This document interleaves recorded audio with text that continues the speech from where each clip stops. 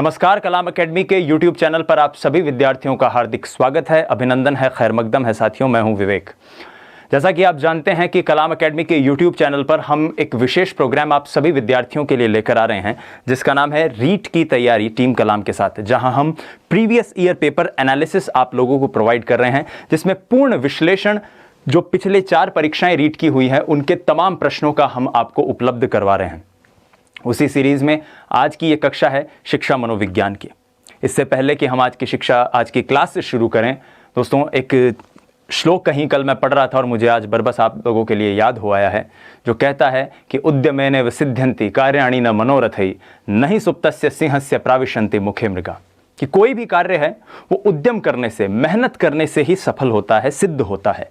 जैसे आप रीट की तैयारी कर रहे हैं, आपका कोई विद्यार्थी, आपका कोई साथी होगा जो हो सकता है आर्मी में जाना चाहता होगा, धावक बनना चाहता होगा, बिजनेसमैन बनना चाहता होगा, तो मेहनत करेंगे पूरे समर्पण, पूरी लगन के साथ, तब ही हम उसमें सफल होंगे। जैसे कि अगर कोई शेर ये सोच ले कि मैं बैठा रहूंगा और मेरा शिकार जो है वो मेरे मुंह में आ जाएगा और मुझे मिल जाएगा, तो ऐसा असंभव है। दौड़ना पड़ेगा जीतने के लिए, अपने लक्ष्य को हासिल करने के लिए। दौड़ता शेर भी है, दौड़ता हिरण भी है। हिरण अपनी जान बचाने के लिए दौड़ता है, शेर अपना पेट भरने के लिए दौड़ता है। तो दोस्तों, हमें भी अपने ज़िंदगी की दौड़ चालू रखनी है। लॉकडाउन में आप अपने घरों में होंगे, मैं उम्मीद करता हूं, हमारी टीम उम्मीद करती है कि आप सभी सुरक्षित होंगे, स्वस्थ होंगे।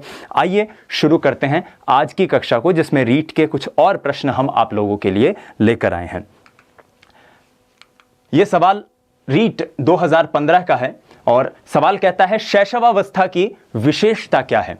आप जानते हैं कि पिछली जो कक्षा थी उसमें हमने बाल विकास के जो सिद्धांत हैं उनके ऊपर चर्चा की थी, और इस पहले प्रश्न से ही आप समझ गए होंगे कि आज की जो कक्षा में जो प्रश्न होंगे जिनके ऊपर हम चर्चा करेंगे वो विकास की अवस्थाओं से जुड़े हुए होंगे। तो पूछा गया है शैशवावस्था की विशेषता क्या है। पहला ऑप्शन है शारीरिक विकास की तीव्रता, दूसरा है दूसरों पर निर्भरता, नैतिकता का होना, या चौथा है मानसिक विकास में तीव्रता। आपको पूछा है कि इनमें से कौन सी विशेषता नहीं है। ध्यान रखिएगा, कई बार ऐसा होता है प्रश्न असत्य कथन पूछता होता है, हमारे दिमाग में हमें लगता है कि सत्य पूछा और हम क्वेश्चन को आते हुए भी गलत करके आ जाते हैं। इसलिए आइए इससे पहले कि इस क्वेश्चन के उत्तर पर चलें, देखते हैं कि कौन से वो बिंदु हैं, कौन से वो कॉन्सेप्ट्स हैं जिससे ये प्रश्न आया है। बात करते हैं विकास की और विकास से जुड़े हुए कुछ और तथ्यों की, जिनके जरिए हम इस क्वेश्चन को और इस तरह के क्वेश्चंस को हम सॉल्व कर सकते हैं। तो दोस्तों, यहां पर आप देख रहे हैं कि मनोवैज्ञानिक जितने भी हुए हैं, बहुत सारे मनोवैज्ञानिक हुए हैं जिन्होंने बाल विकास पर काम किया है, चाहे वो श्रीमती हरलॉक हो, चाहे रॉस हो, चाहे कॉलसैनिक हो, उन्होंने सेले हों, उन्होंने अपने अपने स्तर पर बाल विकास पर काम किया और अपने अपने स्तर पर उन्होंने विकास के चरण बताए, विकास की अवस्थाएं बताई। जैसे कि मैं अगर रॉस की बात करूं तो रॉस कहते हैं कि शैशवावस्था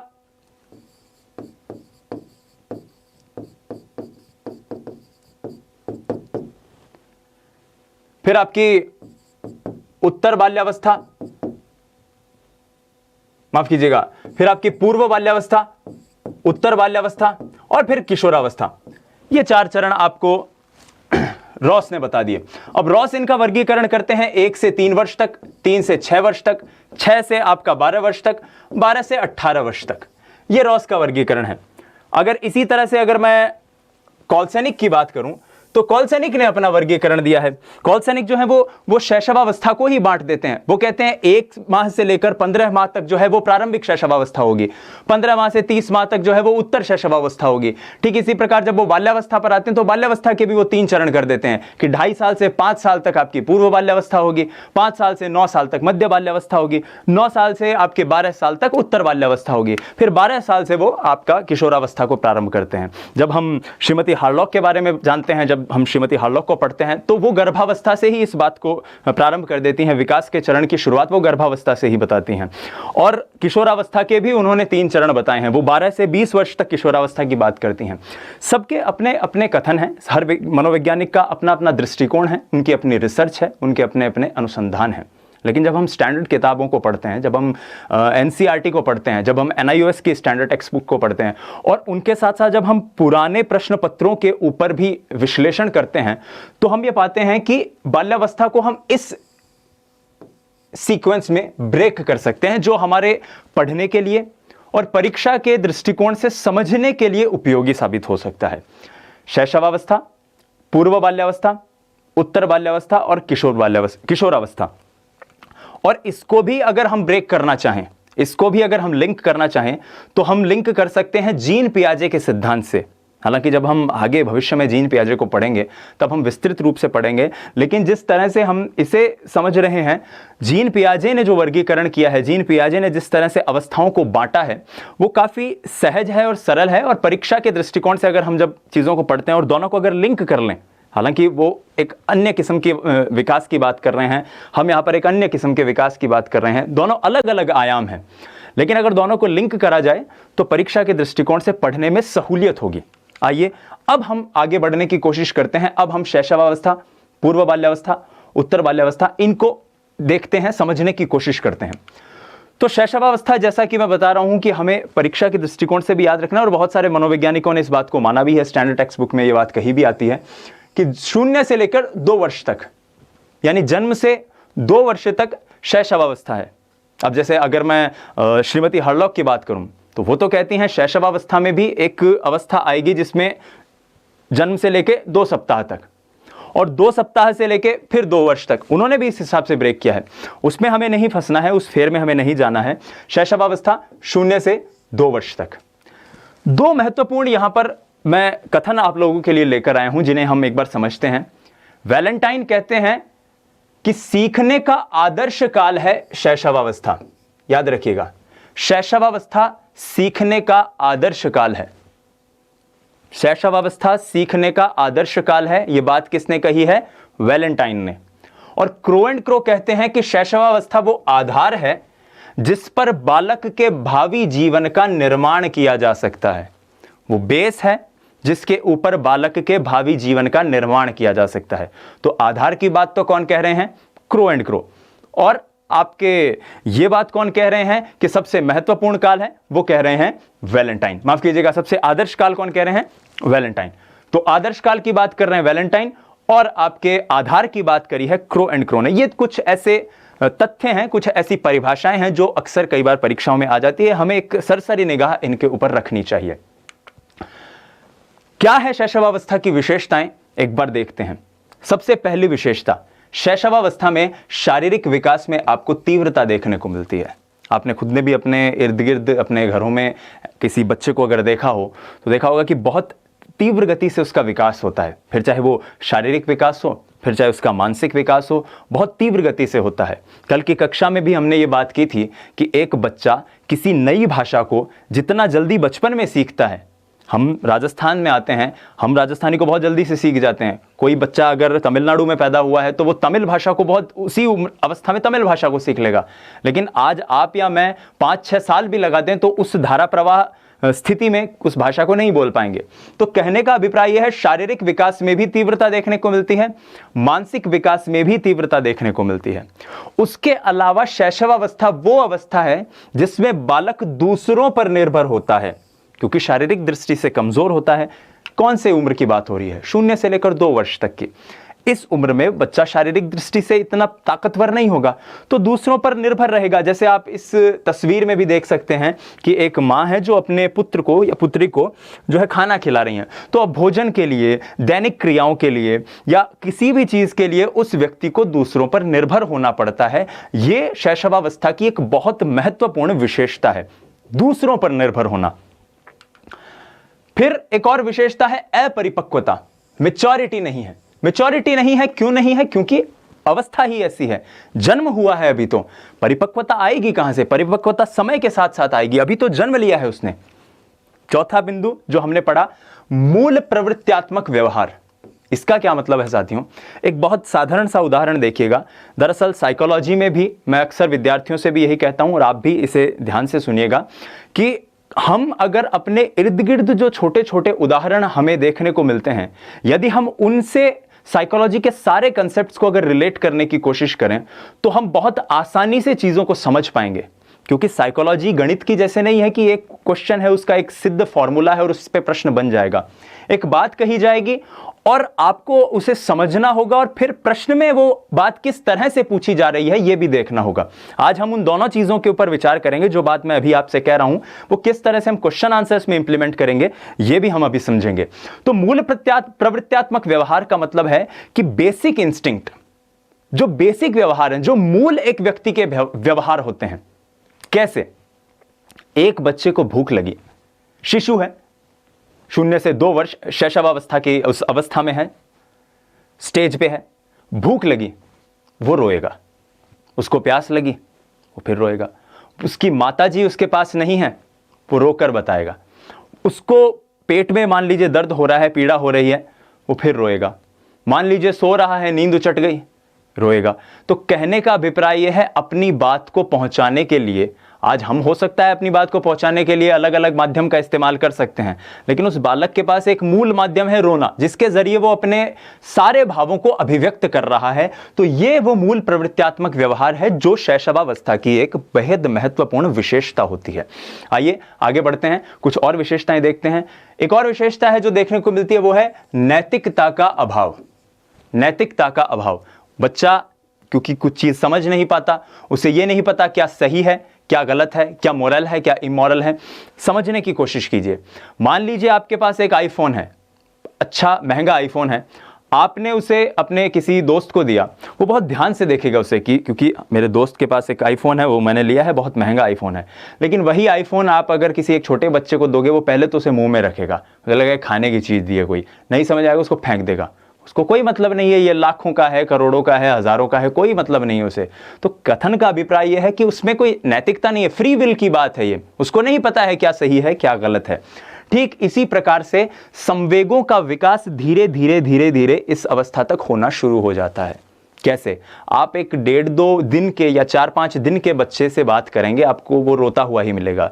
लेकिन 4 महीने 6 महीने के बाद अगर आप उस बच्चे के पास, जैसे हमारे ग्रामीण परिवेश में हम एक ध्वनि निकालते हैं बच्चे को खिलाने के लिए, इस प्रकार से इस तरह से कुछ करते हैं, तो अगर हमने इस तरह की ध्वनि निकाली तो बच्चा देखेगा कि अच्छा मुझसे ये बात कर रहा है। हम उसे कहेंगे बेटा कैसे हो, तो मतलब उसे लगेगा कि मुझसे संवाद स्थापित करने की कोशिश की जा रही है।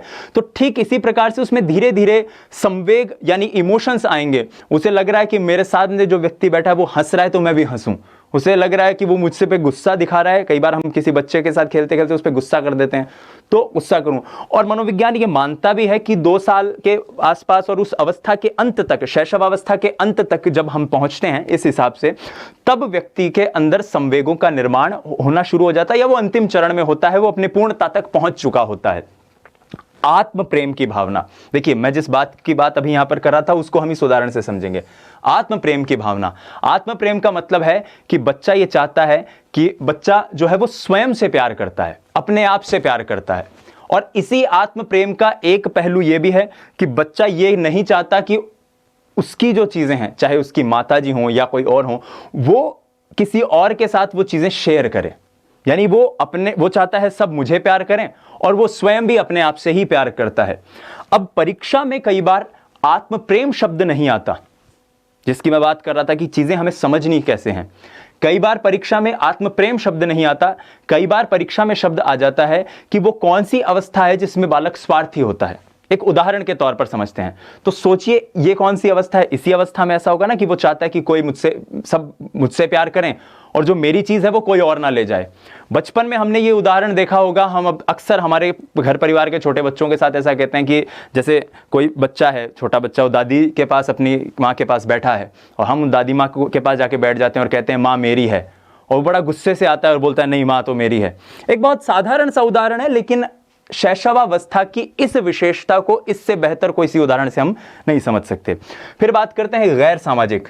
उसे नहीं पता कि सामाजिकता क्या होती है, वो ना तो सामाजिक होता है ना असामाजिक होता है, वो गैर सामाजिक होता है। तो ये कुछ विशेषताएं हैं शैशवावस्था की, और इसको एक बहुत कुछ दिनों से एक मैसेज व्हाट्सएप पर चल रहा था, उसके जरिए भी इसे समझा जा सकता है।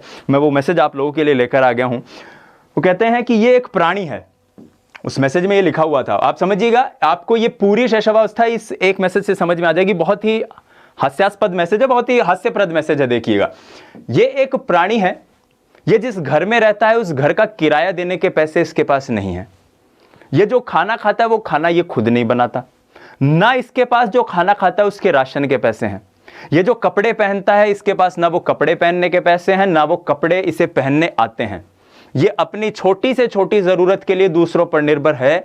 लेकिन इस वक्त ये बच्चा टीवी देख रहा है। आप में हिम्मत है तो चैनल चेंज करके बता दो। तो इस उदाहरण से हम समझ सकते हैं कि एक बच्चा जो है वो किस प्रकार का होता है। वो आत्म प्रेमी होता है, उसके अंदर धीरे धीरे संवेगों का विकास होगा, लेकिन वो गैर सामाजिक है, वो नैतिकता भी उसमें नहीं है। उसे अगर आपकी माताजी या छोटा भाई बड़ा भाई कहेगा मेरा काम कर दे, उसको कोई मतलब नहीं है, वो अपने ही मौज में मस्त है। यही शैशवावस्था की विशेषता है। आइए अब इस प्रश्न को, जिसको हम सबसे पहले लेकर आए थे, उस प्रश्न को वापस हल करने की कोशिश करते हैं। इनमें से शैशवावस्था की क्या विशेषता नहीं है? शारीरिक विकास की तीव्रता, दूसरों पर निर्भरता, नैतिकता का होना और मानसिक विकास में तीव्रता। हमने पढ़ा कि शारीरिक विकास में तीव्रता होती है, पहला ही पॉइंट हमने ये देखा था, बिल्कुल ये है। मानसिक विकास में तीव्रता, शारीरिक विकास में तीव्रता है, मानसिक विकास में भी तीव्रता है, बिल्कुल। दूसरों पर निर्भरता, हमने देखा कि एक मदर जो है वो अपने बच्चे को खाना खिला रही थी, उस उदाहरण से हमने ये समझने की कोशिश की, ये भी सही है। नैतिकता का होना गलत, नैतिकता का अभाव इस अवस्था में पाया जाता है। रीट 2015 में यह प्रश्न पूछा गया था, नैतिकता का अभाव इसमें पाया जाता है, और यही इस प्रश्न का सही उत्तर है। आइए आगे बढ़ते हैं। अगला प्रश्न है, खिलौनों की आयु कहा जाता है? यह आर्टेट 2011 में यह सवाल पूछा गया था साथियों। खिलौनों की आयु कहा जाता है, किसे कहा जाता है हमें समझना है। पूर्व बाल्यावस्था, उत्तर बाल्यावस्था, शैशवावस्था, इनमें से कोई नहीं। तो देखिए शैशवावस्था की हमने विशेषताएं देखी, शैशवावस्था में हमें यह चीज नहीं पढ़ने को मिली, तो सी तो उत्तर नहीं होगा। अब हम जानते हैं ए और बी में से कौन सा उत्तर हो सकता है। आप में से कुछ विद्यार्थियों को पता भी होगा, तो जिन्हें भी पता है नहीं भी पता है तो हम एक बार रिवाइज करने की कोशिश करते हैं और उसके बाद इस सवाल पर वापस आते हैं। तो शैशवावस्था के बाद हम जिस अवस्था को पढ़ते हैं, शैशवावस्था जो 0 से 2 वर्ष तक जाती है, और उसके बाद हम जिस अवस्था को समझने की कोशिश करते हैं, पढ़ते हैं मनोविज्ञान में, वो अवस्था कहलाती है बाल्यावस्था। और जिस तरह से मैंने कहा कि पाठ्य पुस्तकों में जिस तरह से इसका वर्गीकरण किया हुआ है, स्टैंडर्ड टेक्स्ट बुक्स में, NIOS में, आपकी NCERT में, तो उनमें जो कहा गया है वो कहा गया है कि बाल्यावस्था जो है उसकी जो एज है, उसका जो समय है, उसके जो वक्त है वो है 2 से 12 वर्ष। 2 से 12 वर्ष, 0 से 2 वर्ष तक आपकी शैशवावस्था, 2 से 12 वर्ष तक आपकी बाल्यावस्था। यहां पर एक कथन है जो कहते हैं कि ब्लेयर, जॉन्स व सिम्पसन, ब्लेयर, जॉन्स व सिम्पसन कहते हैं कि बाल्यावस्था से महत्वपूर्ण कोई अवस्था नहीं है। बाल्यावस्था से महत्वपूर्ण कोई अवस्था नहीं है। उसके अलावा रॉस भी बाल्यावस्था पर एक बात कहते हैं कि बाल्यावस्था मिथ्या पक्वता का काल है। इस मिथ्या पक्वता को हम समझेंगे थोड़ी देर बाद। अभी हाल आप सिर्फ इस कथन को समझिए कि मिथ्या पक्वता होती क्या है, उसको हम थोड़ी देर बाद समझेंगे, जैसे ही हम अगली स्लाइड्स में, अगले इसके क्लास के आगे के चरण में पहुंचेंगे। लेकिन जब हम परीक्षाओं में देखते हैं तो बाल्यावस्था का भी वर्गीकरण हमें देखने को मिलता है। बाल्यावस्था को 2 प्रकार से वर्गीकृत किया गया है साथियों। बाल्यावस्था जिसकी उम्र 2 से 12 वर्ष है, उसका एक स्टेज कहलाती है आपकी पूर्व बाल्यावस्था जो 2 से 6 वर्ष तक होती है, और दूसरी स्टेज कहलाती है उत्तर बाल्यावस्था जो 6 से 12 वर्ष तक होती है। याद रखिएगा, 2 से 6 वर्ष तक आपकी पूर्व बाल्यावस्था, 6 से 12 तक आपकी उत्तर बाल्यावस्था, अर्ली चाइल्डहुड, लेटर चाइल्डहुड, और 2 से 12 तक चाइल्डहुड। सवाल दोनों ही तरीकों से आ सकते हैं, लेकिन हमें दोनों को अलग अलग करके थोड़ा सा समझना है ताकि कहीं भी हम कंफ्यूज ना हो जाएं। आइए, बाल्यावस्था मिथ्या पक्वता का काल है, समझने की कोशिश करते हैं बाल्यावस्था के बारे में। उससे पहले अब पूर्व बाल्यावस्था पर हम चलते हैं। बाल्यावस्था को ब्रेक करके हमने पूर्व बाल्यावस्था को समझा। पूर्व बाल्यावस्था 2 से 6 वर्ष तक की उम्र के लिए होती है, और इस अवस्था को खिलौना आयु कहा जाता है। इस अवस्था को खिलौना आयु कहा जाता है। ब्रूनर, होरान, काज, ये वो कुछ मनोवैज्ञानिक थे जिन्होंने इसके ऊपर रिसर्च करी, अनुसंधान किया, शोध किया, और वो शोध करके इन्होंने पाया कि ये वो अवस्था है जिसमें बालक खिलौनों से खेलने में बहुत आनंद महसूस करता है। ये एक तस्वीर भी इसीलिए हमें मिली, और ये तस्वीर हम आप लोगों के लिए ले आए ताकि आपको चीजें थोड़ी सी याद रहें कि खिलौनों की अवस्था या खिलौनों से खेलने की जो अवस्था है वो आपकी पूर्व बाल्यावस्था है। इस अवस्था को प्री स्कूल एज भी कहते हैं। खिलौनों आयु को आप टॉय एज या टॉय स्टेज कह सकते हो। विद्यालय पूर्व अवस्था को आप प्री स्कूल एज कह सकते हो, प्री स्कूल एज। स्कूल जाने से पहले की जो अवस्था है। उसके बाद क्योंकि इसे प्री स्कूल एज कहा जाता है, जो शिक्षक हैं जिन्होंने इसके ऊपर अनुसंधान किया, उन्होंने इस अवस्था को, पूर्व बाल्यावस्था को तैयारी का समय बताया। तैयारी का समय। प्रश्न इस कथन से भी कई बार सीधा पूछा जा सकता है कि बताइए वो कौन सी अवस्था है जिसे तैयारी का समय कहा गया है। तो वो अवस्था आपकी हो जाएगी कौन सी? पूर्व बाल्यावस्था। बहुत सरल है। इसी अवस्था को टोली पूर्व अवस्था भी कहा गया है, यानी ऐसी अवस्था जिसमें बच्चा टोली में नहीं रहे, टोली से पहले की अवस्था। अब ये इतनी सी बात आपको समझ में आ गई होगी कि भाई ये अगर टोली पूर्व अवस्था है तो इसके बाद वाली अवस्था टोली अवस्था होगी, टोली स्टेज या जो भी कह सकते हैं हम। इसे कई बार परीक्षा में प्राक टोली भी कहा जाता है, यानी टोली से पहले की अवस्था। प्राक टोली और ये टोली पूर्व अवस्था। ये तस्वीर है, हम इसे समझने की कोशिश करते हैं आगे। तो खिलौना आयु, विद्यालय पूर्व अवस्था, शिक्षकों द्वारा कहा गया है तैयारी की अवस्था, टोली पूर्व या प्राक टोली अवस्था। पूर्व बाल्यावस्था के कुछ और उदाहरण भी हैं, कुछ और विशेषताएं भी हैं, जिसमें एक आती है कष्टप्रद अवस्था या फिर समस्या अवस्था। समस्या अवस्था इसे इसलिए कहा जाता है क्योंकि इस वक्त जो बच्चे हैं बड़े जिद्दी किस्म के हो जाते हैं, कहना नहीं मानना, बात नहीं सुननी। यहाँ पे जैसे एक बच्चा है, पिताजी कुछ कह रहे होंगे और ये बोल रहा है बोले कौन करूं के कर ले शो, उस टाइप के जो बच्चे होते हैं। तो ये जो अवस्था होती है, इसलिए 2 से 6 वर्ष की, इसको कष्टप्रद अवस्था कहा जाता है। कष्टप्रद। इस अवस्था का एक और इसकी विशेषता है, एक और इंपॉर्टेंस है जो इस बिंदु में लिखी हुई है। वो कहते हैं कि ये वो अवस्था है जिसमें शारीरिक विकास जो है वो मंद गति से होता है। तो शैशवावस्था में जितनी तीव्र गति से विकास हुआ था, पूर्व बाल्यावस्था में शारीरिक विकास मंद गति से होता है। पूर्व बाल्यावस्था में शारीरिक विकास मंद गति से होता है, शैशवावस्था में विकास जो है वो तीव्र गति से होता है। इस अवस्था को अत्यधिक जिज्ञासा की अवस्था भी कहते हैं।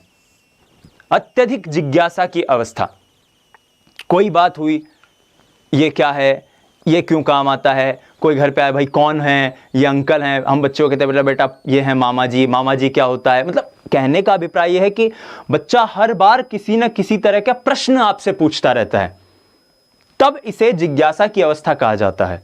और अगर कोई बच्चा जिज्ञासु होगा तो उससे जो बात कही जाएगी, उसको जो पूछा जाएगा, वो बच्चा जो पूछेगा, उसका जो उत्तर उसे दिया जाएगा, वो उसके ऊपर मंथन करेगा, वो उसके ऊपर अन्वेषण करेगा। इसीलिए कई मनोवैज्ञानिक इसे अन्वेषणात्मक अवस्था भी कहते हैं।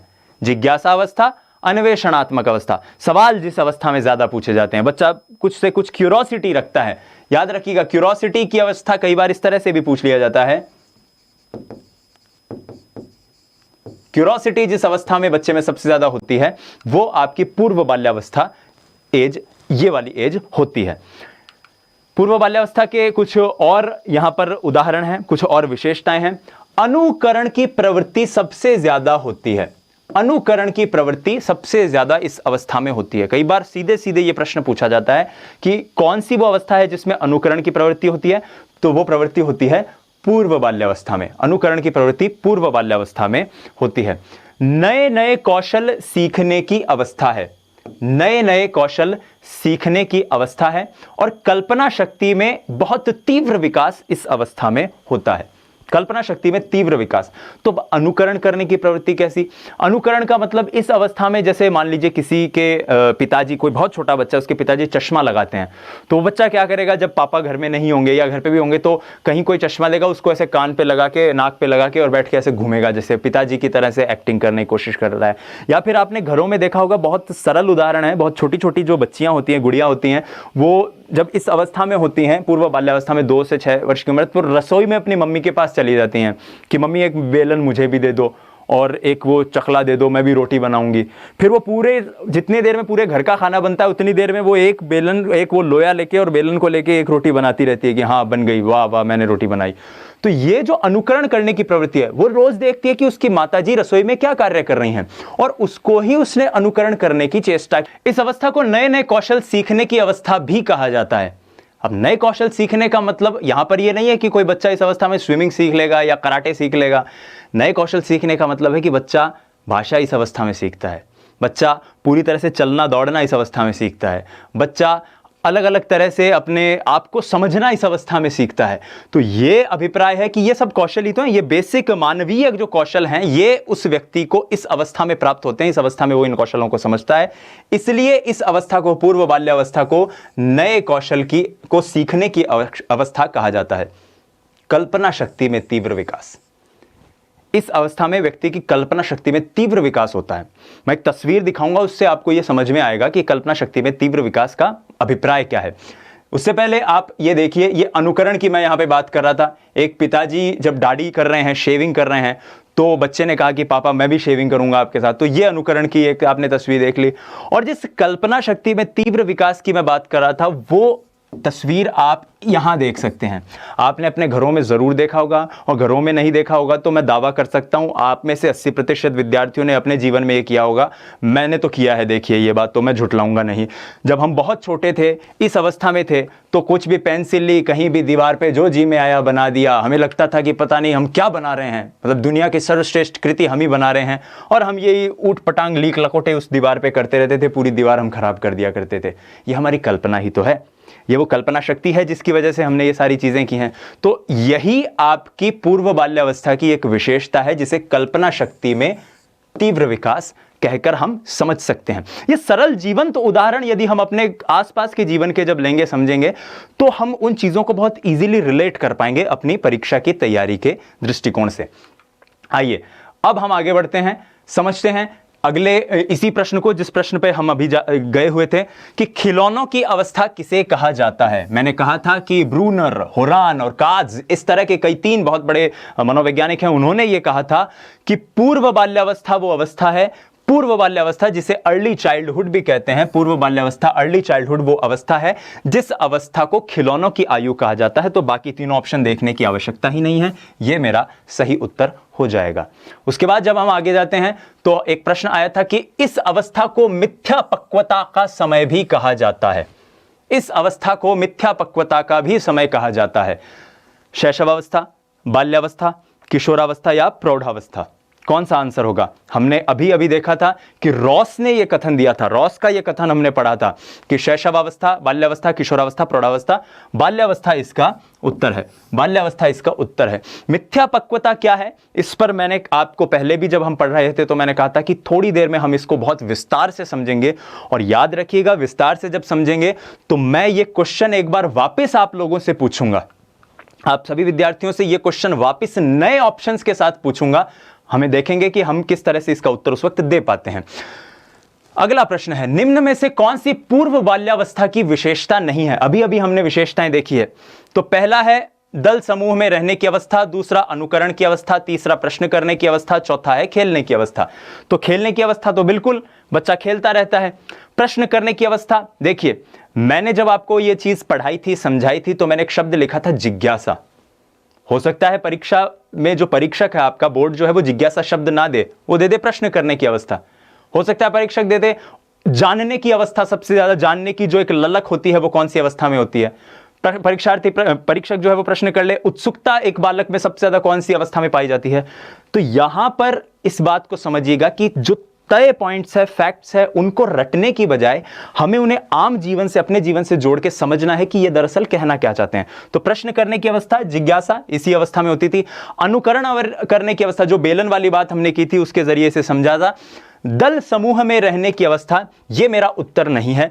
तो तीनों मेरे सही ऑप्शंस हैं। मुझे पूछा है कौन सा पूर्व बाल्यावस्था की विशेषता नहीं है, तो ये इसका सही उत्तर हो जाएगा। अब ये कौन सी अवस्था की विशेषता है अभी तक तो मुझे नहीं पता, मैं आगे अभी पढ़ूंगा तब मुझे समझ में आ जाएगा अच्छा दल समूह में रहने की अवस्था कौन सी है। आइए इसे ही समझने की कोशिश करते हैं। अगला प्रश्न, इस अवस्था में बालकों को नई खोज की ओर घूमने की प्रवृत्ति बढ़ जाती है। नई खोज करने की और घूमने की प्रवृत्ति किस अवस्था में बढ़ जाती है? शैशवावस्था, उत्तर बाल्यावस्था, किशोरावस्था या प्रौढ़ावस्था? तो अभी हमारे पास 2-3 ऐसे फैक्ट्स हो गए। पिछली बार भी एक ऑप्शन आया था दल वाला, यहां पर भी ये क्वेश्चन है। आइए समझते हैं पहले उत्तर बाल्यावस्था को, उसके बाद इन प्रश्नों पर वापस आते हैं। तो जैसा कि हमने अभी तक देखा, शैशवावस्था है जो 0 से 2 वर्ष तक है। पूर्व बाल्यावस्था अर्ली चाइल्डहुड है, infancy from 0 to 2 years, early childhood which starts from 2 years and ends to 6 years। उसके बाद अर्ली चाइल्डहुड के बाद जब हम लेटर चाइल्डहुड पे आते हैं, जब हम उत्तर बाल्यावस्था पे आते हैं, तो उत्तर बाल्यावस्था हमारी 6 से 12 वर्ष तक मानी गई है। श्रीमती हार्लॉक जब उत्तर बाल्यावस्था को डिफाइन करती हैं तो वो कहती हैं कि उत्तर बाल्यावस्था वो अवस्था है जब व्यक्ति में यौनांगों का विकास होता है, प्यूबर्टी स्ट्राइक करती है, या इस तरह से हम इसे समझ सकते हैं। तो वर्तमान की परिस्थिति में हम कह सकते हैं कि 6 से 12 वर्ष तक, 11-12 वर्ष का एक माना गया है उसमें श्रीमती हार्लॉक जी द्वारा, लेकिन हमें इसे 12 वर्ष मानना है। आइए क्या विशेषताएं हैं वो समझने की कोशिश करते हैं, और हर विशेषता को मैं पूर्व बाल्यावस्था से लिंक करते हुए चलूंगा ताकि हमें एक तरह से रिवीजन भी होता जाए। उस अवस्था को जब हमने पढ़ा था तो हमने ये पढ़ा था कि वो पूर्व विद्यालय अवस्था है, और ये है प्रारंभिक विद्यालय अवस्था। इसको अर्ली स्कूल एज भी कहते हैं, या एलिमेंट्री स्कूल। कई आपको जगह अर्ली स्कूल एज भी मिल जाता है, अर्ली स्कूल स्टेज भी मिल जाता है, कई जगह इसे एलिमेंट्री स्कूल स्टेज भी मिल जाता है कहा हुआ।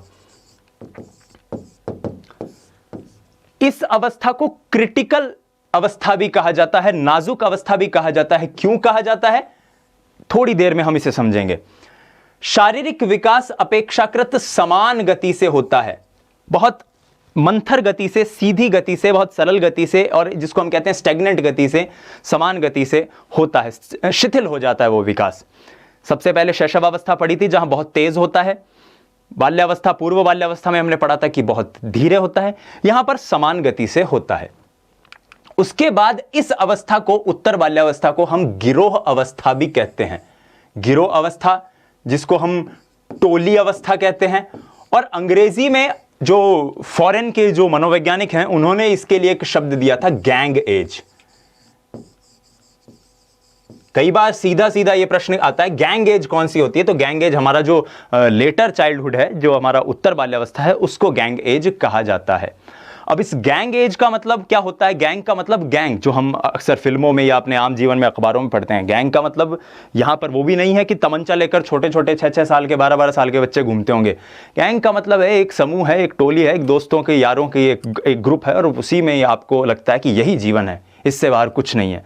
ठीक है, ये दोस्ती हम नहीं तोड़ेंगे दम मगर तेरा साथ ना छोड़ेंगे, वो जो चीज़ है वो इस अवस्था में ही देखने को मिलती है। सबसे पहले मनुष्य में इसी अवस्था में विकसित होती है, और इसीलिए आपने देखा होगा कि आपके जो दोस्त इस अवस्था में बने होंगे उनमें से ज़्यादातर आज भी आपके साथ होंगे, और वो दोस्त अब दोस्त नहीं रहे होंगे, परिवार का हिस्सा बन गए होंगे। उसका कारण ये है, ये एक मनोवैज्ञानिक सत्य है दोस्तों।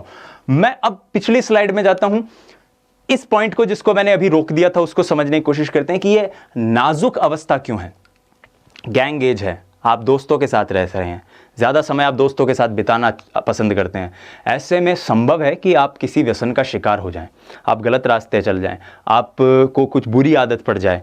तो इसलिए इस अवस्था को कई मनोवैज्ञानिक अपने शोध में कहते हैं कि ये नाजुक अवस्था है, क्रिटिकल अवस्था है, जिसमें बालक का ध्यान बहुत रखना पड़ता है।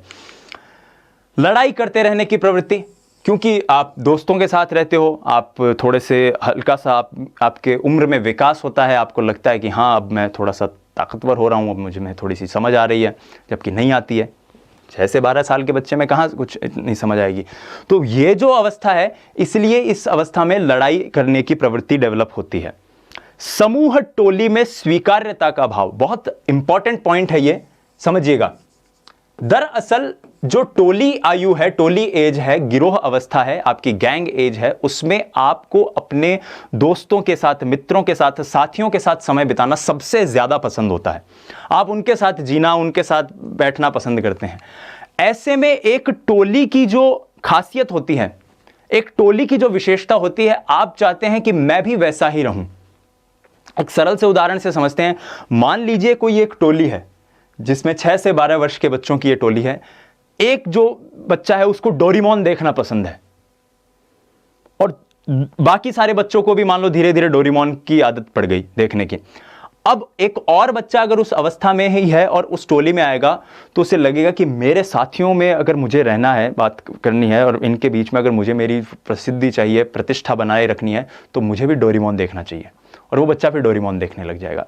इसलिए इस अवस्था को यह कहा जाता है कि इस अवस्था में स्वीकार्यता का भाव होता है कि मुझे मेरे साथियों में किस तरह से बनाए रहना है, मुझे मेरे समूह में कैसे रखना है। मान लो कोई एक ग्रुप है जिसमें उन बच्चों को शक्तिमान देखना या शाहरुख खान की फिल्में देखना पसंद है या ऋतिक रोशन की फिल्में देखना पसंद है, तो बाकी बच्चों को भी लगेगा कि नहीं यार, मेरे साथी सब ये देख रहे हैं ये फिल्में, तो मुझे भी यही फिल्में देखनी चाहिए।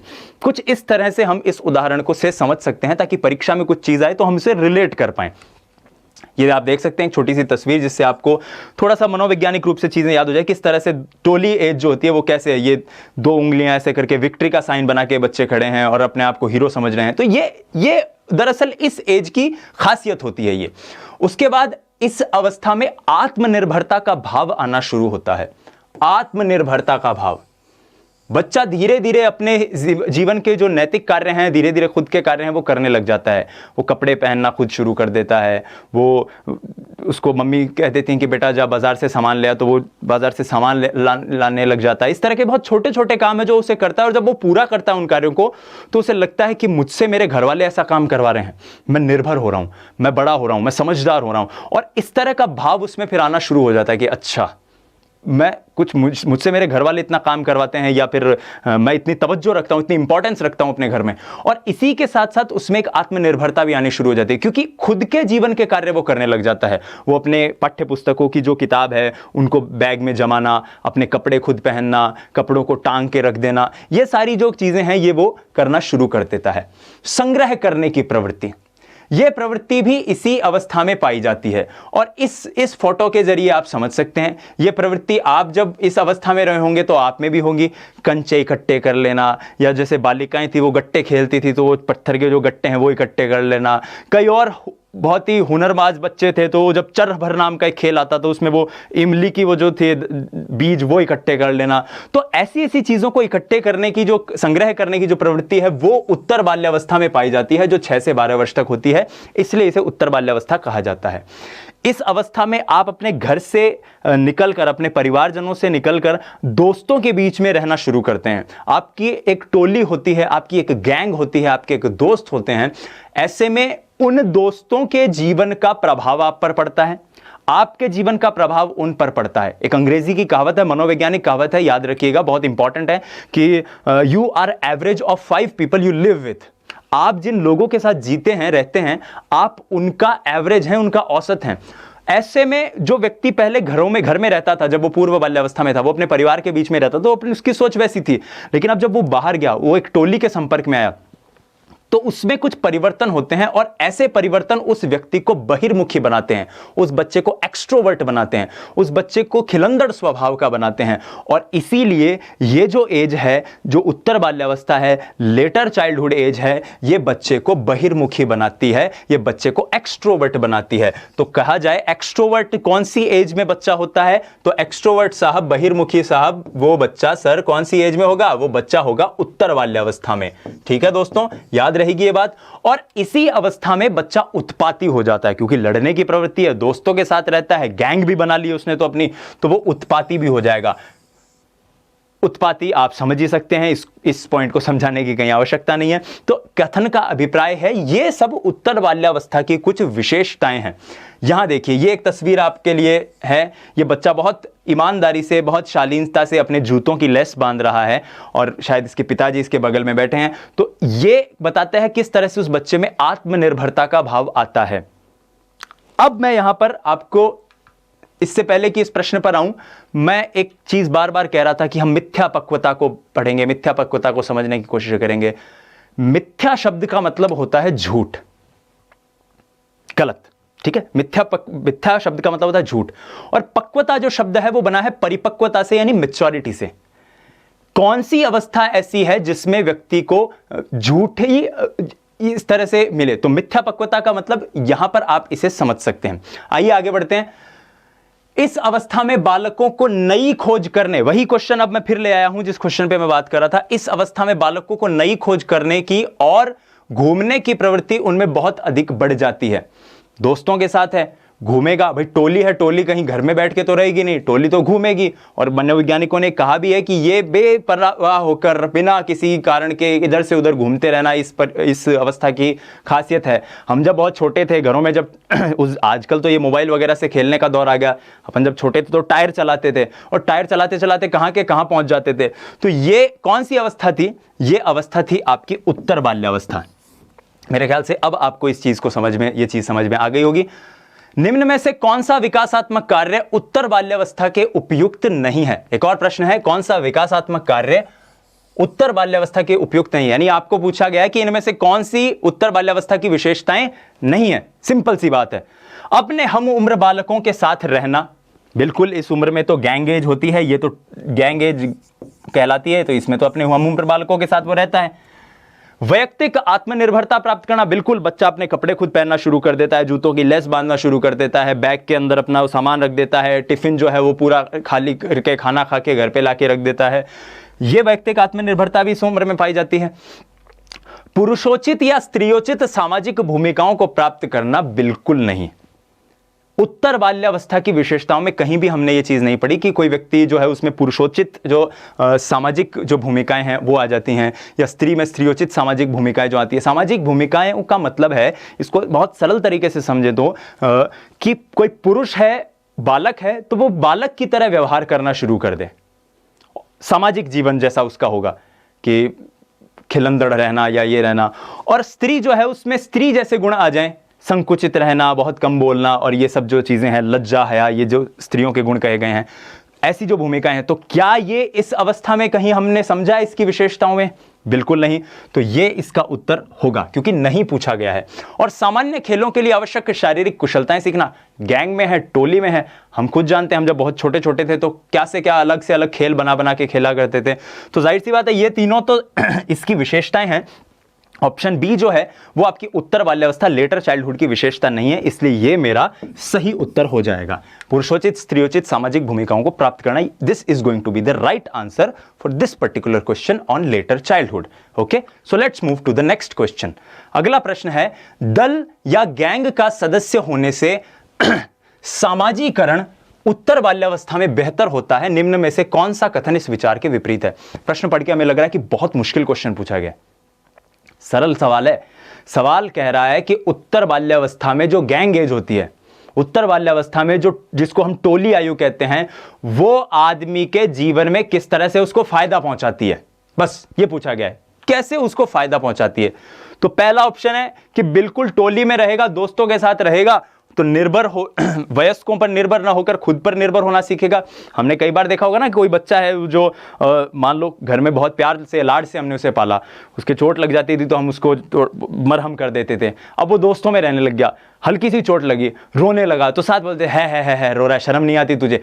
तो इस तरह की जो चीज है ये उसको बोलेगी कि नहीं, मैं अपने आप को बदलूंगा, और इस तरह से वो अपने आप को आत्मनिर्भर करेगा। तो ये वयस्कों पर निर्भर ना होकर वो आत्मनिर्भरता सीखता है, ये इसका सही स्टेटमेंट है। जिम्मेदारियों को निभाना सीखता है, बिल्कुल टोली में रहेगा, आत्मनिर्भर रहेगा। मैंने एक उदाहरण आपको दिया था ना कि माताजी एक थैला देके बेचती हैं कि जा बेटा बाजार से ये छोटा सा सामान ले आ, तो वो ले आता है और उसमें वो बहुत खुश होता है कि अच्छा मुझसे ये काम करवाया गया, ग्रेट। तो ये जिम्मेदारियों को निभाना भी वो सीखता है। अपने समूह के प्रति वफादार होना सीखता है। ये गैंग एज की उत्तर बाल्यावस्था की सबसे बड़ी खासियत है कि अपने समूह के लिए वो जान भी दे सकता है। उसको लगता है नहीं, मेरे दोस्त जो हैं वो सबसे अच्छे हैं। तो ये जो समूह के प्रति वफादार होना बिल्कुल इसी अवस्था की खासियत है। और छोटी छोटी बातों पर झगड़ा करते हुए गैंग के सदस्यों से लड़ाई मोल ले लेना असंभव है, ऐसा बिल्कुल नहीं है। गैंग के सदस्यों से लड़ाई कर लेना, क्योंकि गैंग में तो उसे रहना है, अपने समूह में उसे रहना है, अपने समूह में उसे स्वीकार्यता चाहिए, तो इसलिए ये जो ऑप्शन है ये इसका सही ऑप्शन है। तो इसका उत्तर हो जाएगा ऑप्शन डी। बाकी तीनों करेक्ट ऑप्शन थे, इसमें पूछा गया है इनमें से कौन सा विपरीत है, कौन सा अलग है, तो डी ऑप्शन इस प्रश्न का सही उत्तर हो जाएगा। यहां पर हमने कुछ सवाल थे जो आज किए। हमने बाल्यावस्था के तीनों चरणों को, शैशवावस्था, पूर्व बाल्यावस्था और आपकी जो लेटर जो चाइल्डहुड है आपकी उत्तर बाल्यावस्था, उसको समझा। आइए लास्ट में एक बार क्विक रिवीजन करते हैं आज जो जो हमने पढ़ा उसके ऊपर, और फिर आज की क्लास का विधिवत हम समापन करेंगे।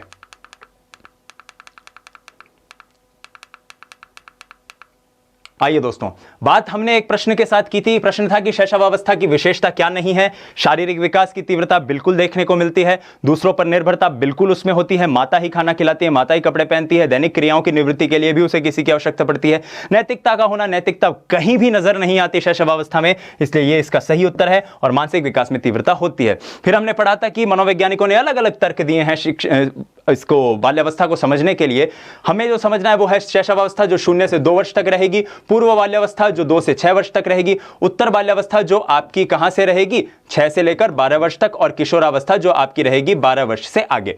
ठीक है, इसको शैशवावस्था को इन्फेंसी भी कहा जाता है, इन्फेंट जिसको हम कहते हैं। पूर्व बाल्यावस्था इसको अर्ली चाइल्डहुड कहते हैं, उत्तर बाल्यावस्था इसको लेटर चाइल्डहुड भी कहा जाता है, और किशोरावस्था इसको एडोलेसेंस भी कहा जाता है। आइए शैशवावस्था की बात कहते हैं। वैलेंटाइन ने इसे आदर्श काल कहा था, आदर्श काल। It is an ideal stage of learning, ideal stage of learning, it has been said by mister Valentine. Crow and Crow कहते हैं कि शैशवावस्था एक आधार है जिस पर व्यक्ति अपने भावी जीवन का निर्माण करता है। Means it is the foundation on which the building of the person's development and his whole life is let down. Crow and Crow का यह स्टेटमेंट था, वैलेंटाइन और क्रो एंड क्रो। उसके बाद हमने पढ़ा था शैशवावस्था की विशेषताओं के बारे में। शारीरिक विकास में तीव्रता, मानसिक विकास में तीव्रता, दूसरों पर निर्भरता। फिर आए अपरिपक्वता, क्योंकि बहुत छोटा है तो परिपक्व भी नहीं होगा। मूल प्रवृत्त्यात्मक व्यवहार, खाना खाने के लिए रोएगा, प्यास लगी है तो रोएगा, भूख लगी है तो रोएगा, किसी की याद आ रही है तो रोएगा, चोट लगी है तो रोएगा, तो ये मूल प्रवृत्त्यात्मक व्यवहार है। नैतिकता का अभाव, कोई नैतिकता नहीं है। मोबाइल वाला उदाहरण हमने देखा था, उसको आपने पकड़ा है वो फेंक देगा उसको। संवेगों का विकास, धीरे धीरे इस अवस्था के अंत तक पहुंचते पहुंचते व्यक्ति के मूल संवेग जो हैं उनमें विकास होना शुरू हो जाए, मतलब वो संवेग जो है वो अपनी पूर्णता को प्राप्त कर लेते हैं। आत्म प्रेम की भावना, वो बहुत स्वार्थी होता है, उसको किसी से कोई मतलब नहीं है, वो अपने आप से प्यार करता है और उसको लगता है सब भी मुझसे ही प्यार करे, कोई किसी और से प्यार ना करे।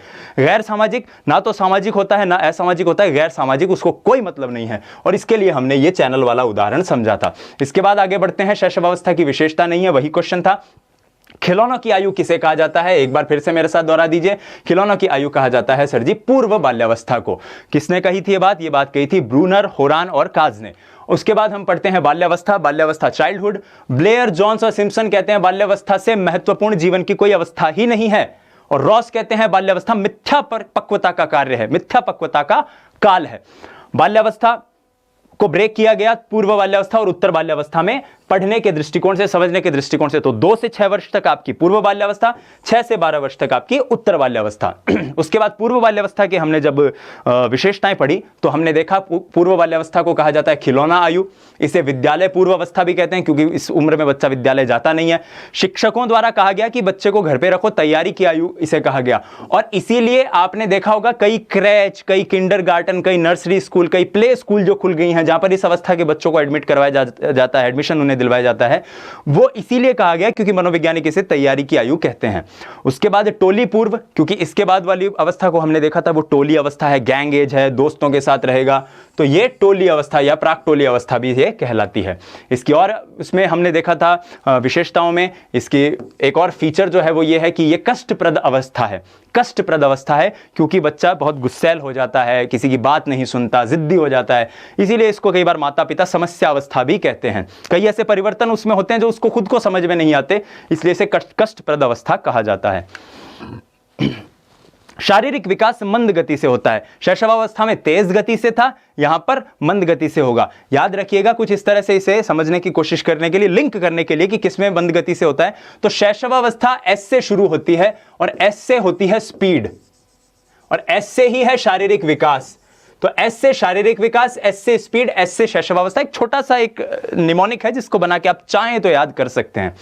अत्यधिक जिज्ञासा की अवस्था, हर बात पे सवाल करेगा, हर बात पे प्रश्न पूछेगा, हर बात पे उसको उत्सुकता रहेगी, हर बात उसको जाननी है।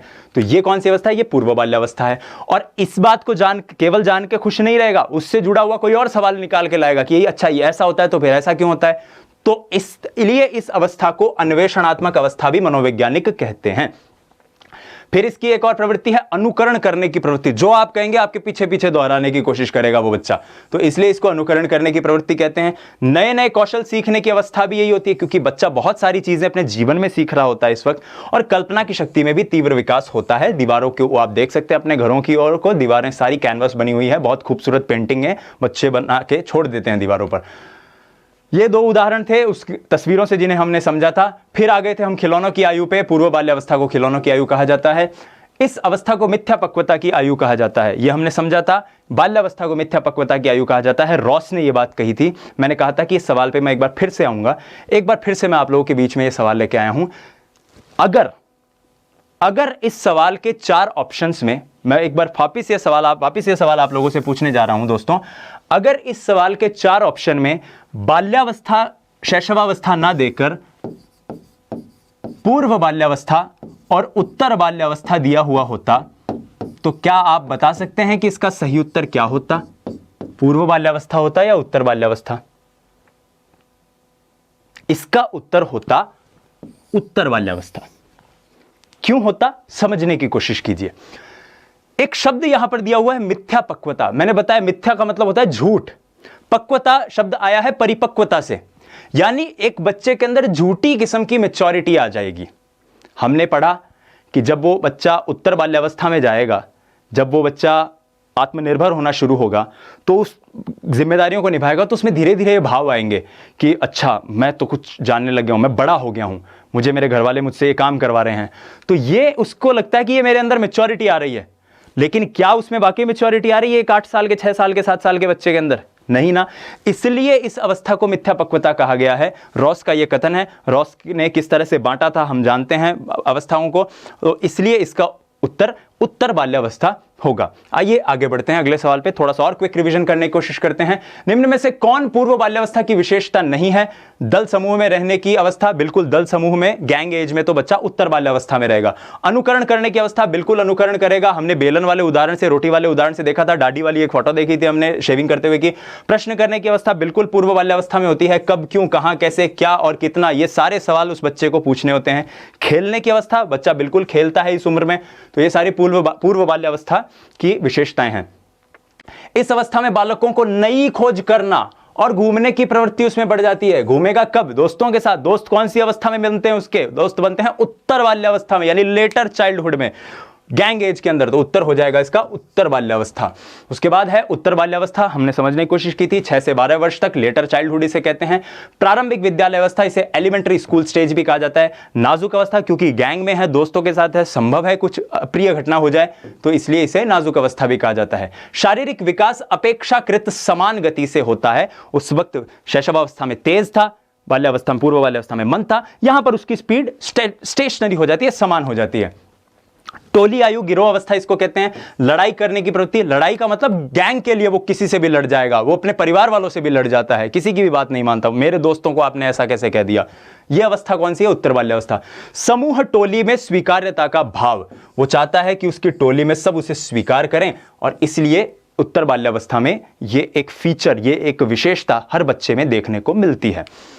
आत्मनिर्भरता का भाव, हमने देखा वो अपने जूते खुद बांधना शुरू कर देता है, कपड़े खुद पहनना शुरू कर देता है, कॉपी किताब बैग में जमाना शुरू कर देता है, टिफिन जो है वो अपना सही जगह पे रखता है, कपड़े खोल के जब स्कूल से आता है तो सही जगह पे टांगना शुरू कर देता है। तो इस तरह की घटनाएं उस देखने को मिलती है, इसलिए आत्मनिर्भरता का भाव आता है। संग्रह करने की प्रवृत्ति, हमने गट्टों के उदाहरण से, कंचों के उदाहरण से, चरभर के उदाहरण से ये सारी चीजें समझने की कोशिश की थी।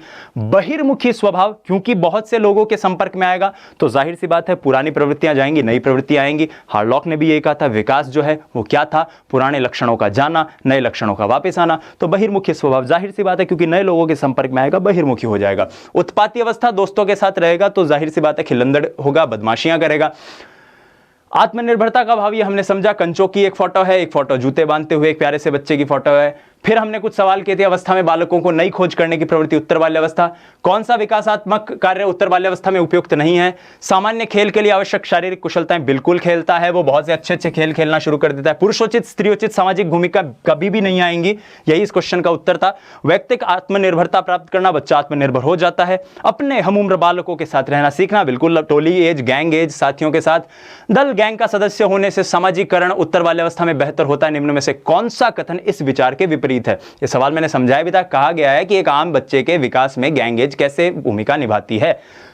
वयस्कों पर निर्भर न होकर अपने ऊपर निर्भर होना सीखता है, बिल्कुल। जिम्मेदारियां निभाना सीखता है, बिल्कुल। अपने समूह के प्रति वफादार होना सीखता है, यस।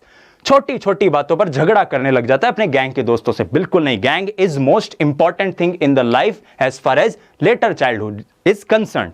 तो आंसर हो जाएगा इसका ऑप्शन डी। तो दोस्तों यहां पर आज जो दूसरी कक्षा जो है, जो हमने शैक्षिक मनोविज्ञान की ली है आप लोगों की, वो समाप्त होती है। मैं उम्मीद करता हूं कि आज की कक्षा में जो हमने सवाल किए, सवालों से जुड़े हुए जो कॉन्सेप्ट्स किए, वो आप सभी विद्यार्थियों को समझ में आए होंगे। आपके जो भावी परीक्षा की जो आपकी तैयारी है उसमें ज़रूर इससे फ़ायदा होगा। इससे पहले भी एक क्लास हम ले चुके हैं जिस क्लास में मैंने जो विकास की संकल्पना और सिद्धांत के ऊपर कुछ सवाल थे कराए थे, उनके कॉन्सेप्ट्स को भी समझने की कोशिश की थी। उस क्लास का जो लिंक है वो इस वक्त आपकी स्क्रीन पर फ्लैश हो रहा होगा, आप चाहें तो डिस्क्रिप्शन में भी जाके चेक कर सकते हैं। और बहुत से और टॉपिक्स की क्लास भी आपके लिए रेगुलर हो रही है। सुनील सर जो हैं वो मैथ्स की क्लास रेगुलरली आपकी लेवल 1 लेवल 2 की लेकर आते हैं। यूनुस सर जो हैं वो आप लोगों के लिए पॉलिटी की क्लासेस लेकर आ रहे हैं। तो ऐसी बहुत सारी टॉपिक्स की क्लासेस आप लोगों के लिए है। मैं उम्मीद करता हूँ कि आप सभी विद्यार्थी अपने अपने स्तर पर अपने घरों में बहुत सुरक्षित होकर पूरे ईमानदारी, निष्ठा और ताकत के साथ पढ़ाई कर रहे होंगे। मैं लेता हूं विदा, अगली क्लास में आपसे फिर मिलूंगा। तब तक के लिए नमस्कार, जय हिंद, वंदे मातरम।